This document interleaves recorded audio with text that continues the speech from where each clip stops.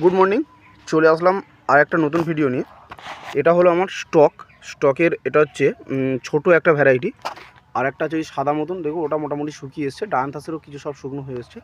স্টকের এটা একটা ছোট প্রজাতি, ঠিক আছে। স্টক বড়ও হয়, অনেক বড় হয়ে তার সাথে মানে প্রচুর পরিমাণ ফুল আসে এরকম ডাঁটি ধরে, এই যে ডাঁটি ধরে দেখা যাচ্ছে। আজকের আমার ভিডিও হচ্ছে স্টকেরও বীজ সংরক্ষণ করা নিয়ে, ঠিক আছে। আগের দিন আমি একটা ভিডিও দিয়েছিলাম পিটুনিয়ার বীজ সংরক্ষণ। আজকের আমি দেখাচ্ছি স্টকের বীজ সংরক্ষণ। স্টকের বীজ আর পিটুনিয়ার বীজ অনেকটা একই ধরনের হয়, কারণটা আমি দেখাই। পিটুনিয়ার যে বীজগুলো হয়, একটা বড় বীজ আমি দেখা, এই যে পিটুনিয়ার হচ্ছে এই বীজটা, ঠিক আছে। দেখুন এটা কিন্তু এর ফুলের তলায় থাকে, আর স্টকের ক্ষেত্রে ফুলটা উপরে হয়ে যায়, বীজটা নিচে থাকে। এই দেখুন দেখাচ্ছি পরিষ্কার করে। ফুল এই ফুটে শুকিয়ে গেছে,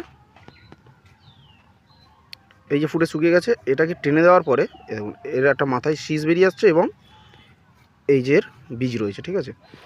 এবারে এই ধরুন ফুলগুলো সবই শুকনো হয়ে গেছে, এগুলোকে যদি আমি তুলে দিই, প্রত্যেকটা নিচে একটা করে বীজ রয়েছে। দেখো এগুলো শুকনো ফুল, সব শুকনো ফুলের, প্রত্যেকটা শুকনো ফুলের তলায় বীজ রয়েছে।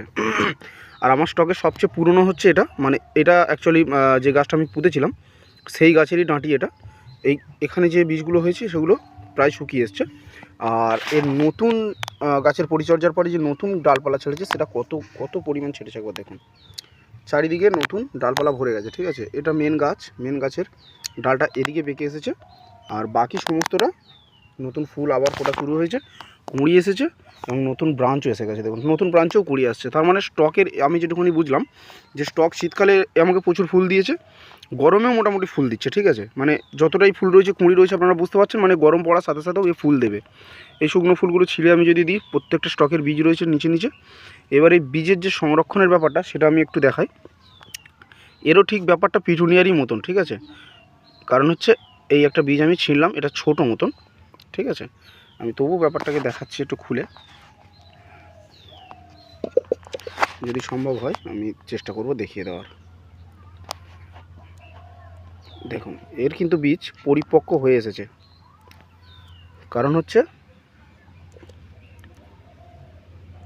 এই বীজগুলো দেখুন ছোট ছোট কালো দানার মতন, ঠিক আছে। এই দেখুন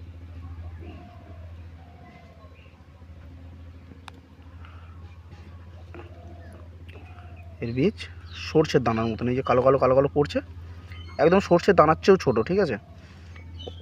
ছোট যেহেতু বীজটা, তো সেই জন্য একটু দানাটা ছোটো। আমি আরেকটা বড় ভেঙে দেখানোর চেষ্টা করব।